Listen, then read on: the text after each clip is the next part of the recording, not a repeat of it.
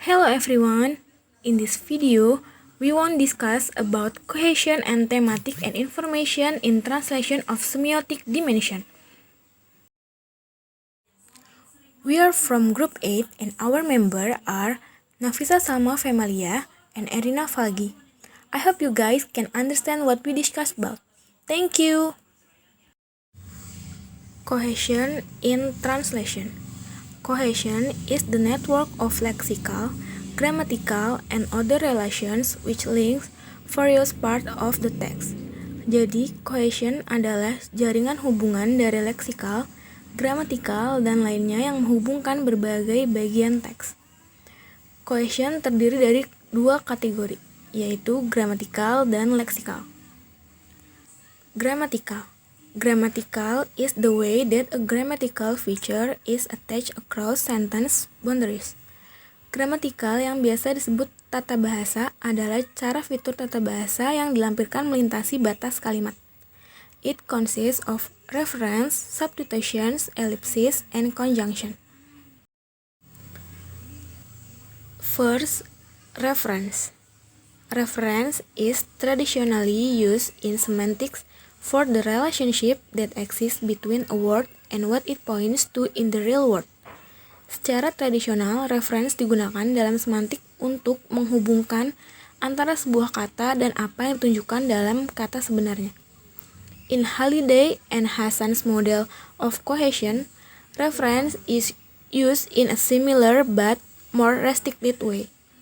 Instead of denoting a direct relationship between words and extra-linguistic objects, reference is limited here to the relationship is identity which exists between two linguistic objects expression. For example, Mrs. Ariana has resigned. She announced her decision this morning. Kata ganti she yang bisa kita lihat di dalam contoh tersebut ditunjukkan pada Mrs. Ariana. Kata she di sini jika ditranslate atau diterjemahkan memiliki arti yang sama yaitu tertuju pada Mrs. Ariana, namun diganti dengan kata ganti orang ketiga. Reference di dalam translation lebih dari kalimat semantik. Hal ini terjadi ketika pembaca harus mengambil identitas dari apa yang sedang dibicarakan dengan merujuk pada ungkapan lain dalam konteks langsung. Next, substitution. Substitution and ellipsis not the same with reference. They are a grammatical rather than semantic. Jadi, substitution and ellipsis tidak sama dengan reference. Keduanya lebih dari semantik. In grammatical, substitution is the replacement of a word such as want, so, or do in order to avoid repetition. Nah, untuk contohnya, ini ada 4 baris puisi berjudul The Purple Cow karya Galet Burgess. Di dalam puisi ini, penulis menggunakan substitution agar karyanya tidak terlalu monoton. Perhatikan dalam kata yang dicetak tebal. Kata one digunakan sebagai pengganti a purple cow. Substitution adalah salah satu metode cohesion yang diteliti oleh Halliday and Ruqayyah Hasan pada tahun 1976. Now, ellipsis. Ellipsis is something understood. Understood in the special sense of going without saying. Ellipsis is referring to clauses and sentences whose structure is such as to presuppose some preceding item, which then serves as the source of the missing information. Ellipsis adalah sesuatu yang dipahami dalam arti khusus going without saying, atau juga dapat diartikan dengan mengungkapkan sesuatu tanpa mengatakan katanya. Ellipsis mengacu pada klausa dan kalimat yang strukturnya seperti mengandaikan beberapa kalimat atau kata sebelumnya, yang kemudian berfungsi sebagai sumber informasi yang hilang. For example, Joan brought some sweet drinks and Catherine some sweet candy. Di dalam contoh tersebut, pada kalimat pertama menggunakan kata brought sebagai informasi bahwa Joan membawa beberapa minuman manis. Namun dalam kalimat kedua tidak menggunakan kata brought. Akan tetapi, jika diterjemahkan dan dikatakan kepada orang lain akan tetap mengerti bahwa Catherine membawa beberapa permen manis. Inilah yang dikatakan dengan istilah going without saying atau mengungkapkan sesuatu tanpa mengatakan katanya. And the last, conjunction. Conjunction is a word that joins words, phrases, clauses, or sentences. Conjunctions adalah sebuah kata yang menghubungkan sebuah kalimat, kata, frasa, maupun klausa. Contohnya seperti but, and, yet, or, because, nor, although, since, unless, while, where, dan lain sebagainya. Example of the sentence. He sings a song because he wants to become a singer. Kata because di sini adalah sebuah conjunctions yang menjadi penghubung pada kalimat pertama dan kedua. Begitu juga dengan contoh-contoh lainnya yang bisa kalian lihat di sini. Seperti I saw him while I was driving my car. Or she bought a shirt and a book. I sent him a letter but he didn't respond. After grammatical, cohesion and translation has a lexical. Lexical is phoric cohesion that is established through the structure of the lexis or vocabulary and hence lack substitutions at the lexico-grammatical level. Leksikal adalah bagian dari cohesions yang phoric yang dibentuk melalui structure atau kosakata pada tingkat leksiko-gramatika. Lexical cohesion terdiri dari reiteration and collocation. Reiteration is form of lexical cohesion which involves repetitions of a lexical item. At one end of the scale, the use of a general word to refer back to lexical item. At the other end of the scale, and a number of things in between the use of synonym, superordinate, and general word. Reiterations adalah bentuk lexical cohesion yang melibatkan pengulangan.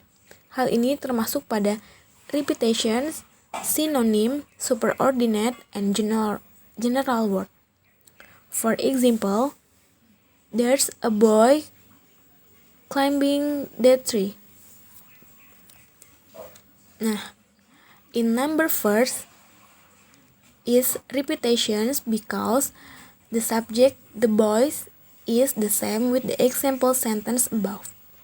And the examples in number second, the reiterations take the form of synonyms let's. In the number third of the superordinate term child. And in the last number of a general word, the idiot. Collocation. Collocation is the way in which particular words tend to occur or belong together. Jadi, collocation adalah cara di mana kata-kata tertentu cenderung muncul atau menjadi satu kesatuan. For the example, you can say, meals will be served outside on the terrace, weather permitting but not. Or, meals will be served outside on the terrace, weather allowing. Nah, both these sentences seems to mean the same things. They will bring us our meals outside if the weather is good enough. Allow and permit have very similar meanings, but in this combination, only permitting is correct. It collocates with weather and allowing doesn't. Thematic and information structure in translation. Thematic and information structure in translation has two elements. First, theme, and the second is rhyme. Halliday 1985 explained the thematic structure. dim is given and rim is new. Dim constitute the point of departure of a sentence and the part from which dim is developed is the rim. Jadi, dim merupakan titik berangkat dari sebuah kalimat dan rim merupakan kalimat pengembang dari dim. Jadi, jika dim dikembangkan maka bisa menjadi rim. Dim and rim in information structure. First, dim.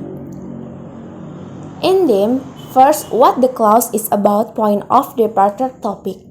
Second, in English, usually the leftmost constituent of clause, exception mark dim. Third, the first segment of the clause, and the last is what the clause is about, topic. Next, rim. First, what is said about the topic. Next, the second segment of the clause.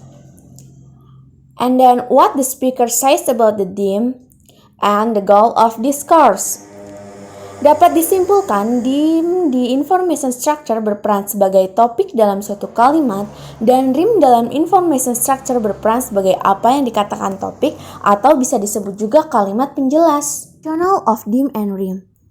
First, dim. In dim, the first is point of orientation by connecting back to previous stages of discourse and maintaining a coherent point of view. Second, point of departure by connecting forward and contributing to the development of later stages. And the next is rim. First, the information that the speaker wants to convey. Second, it fulfills the communicative purpose of the utterance. So, fungsi dari dim adalah sebagai titik awal sebuah kalimat dan berkontribusi pada kalimat selanjutnya. Dan rim, agar informasi dari sebuah kalimat dapat disampaikan oleh pembicara secara komunikatif. Example of dim and rim. Aristotle thought that the earth was stationary and that the sun, the moon, the planet, and the star move in circular orbit about the earth. Di sini Aristotle berperan sebagai dim dan though the earth was stationary, the sun, the moon, the planet, and the star move in circular orbit about the earth berperan sebagai rim. Namun, karena contoh dalam kalimat tersebut merupakan kalimat panjang, maka dapat dibedah kembali menjadi Aristotle adalah dim 1, Thought adalah rim 1, lalu the earth adalah dim 2, was stationary adalah rim 2, selanjutnya the sun, the moon, the planet, and the star merupakan dim 3, dan move in circular orbit about the earth adalah rim 3. Mark dim. Emphasis. Topic of a clause or its point of departure local temporary prominence within the clause, but rim is prominent on an overall discourse level, core of the message. Thematic choice. Selecting a clause element subject, object, predicator, complement, and adjunct as dim and fronting it is speaker point of departure. So, dalam dim and rim yang ditekankan oleh dim adalah kalimat awalnya atau topik kalimatnya, sedangkan rim lebih menonjol atau terlihat pada keseluruhan teks atau inti pesan. Mark dim. Types of mark dim. First, predicated dim. Second, identifying dim. And the last is fronted dim. First, predicated dim using its structure. Dalam predicated dim biasanya menggunakan it di dalamnya. Example, it was the book that received a lot of interest in China. Second, identifying dim. Using WH structure. Jadi dalam identifying dim biasanya menggunakan WH structure seperti what, when, who, where, dan lain-lain. For example, what the book received in China was a great deal of publicity. Third, fronted dim. Fronted dim dibagi menjadi 3, yaitu fronting of time or place adjunct, fronting of object or complement, and fronting of predicator. For example of fronting of time or place adjunct. In China, the book received a lot of publicity. 3 hours later, a note came from the officer. Second, fronting of object or complement. Example, a lot of publicity the book received in China. Well published the book was. And the last is fronting of predicator. Example, they promised to publish the book in China and publish it they did.